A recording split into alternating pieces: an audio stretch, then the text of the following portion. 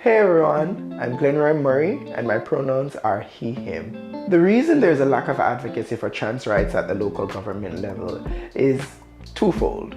So the first part is local government oftentimes is disconnected from the realities of certain vulnerable communities, including the LGBT community. And also, I think a lot of times trans advocacy happens at the level of the national and doesn't always happen at the level of the local, because trans communities are very mobile. And so all of us tend to end up in Kingston oftentimes, and that's where the work happens.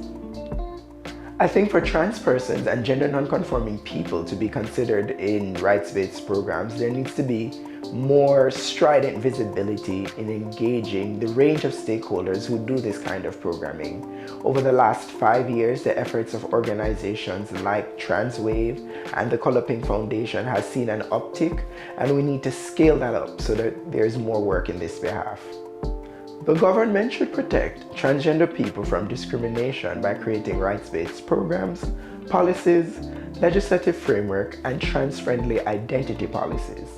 They should invest in evidence-based and rights-based programs to achieve health equity for trans communities.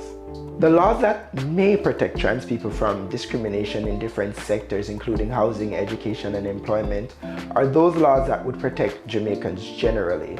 The difference is most of these laws do not account for the ways in which discrimination particularly affects trans and gender non-conforming communities. So even something like your Rent Restriction Act that would generally apply to all Jamaicans has provisions within it that could negatively impact the livelihood and well-being of trans persons specifically. So let's look at the Rent Restriction Act. Section 24 in particular says that a landlord can get rid of their tenant if, for example, they are doing something within the property that is immoral. Attitudes towards trans people and LGBT people in general that consider our very being immoral can lead to them being discriminated against and therefore not having the protection from displacement. So when it comes to employment, there is a cause of action called unjustifiable dismissal that deals with a situation in which you're unfairly terminated from where you're employed. Now, it's very general, so if you're not terminated for good reasons, then you may have a case before the Industrial Disputes Tribunal. However, the reality is there are no cases currently dealing with trans identity before the tribunal. So we don't know how that works in favor of trans people or queer people in general. So when we consider sexual health education, for example, we look at the health and family life curriculum, there's no recognition of the existence of trans identities.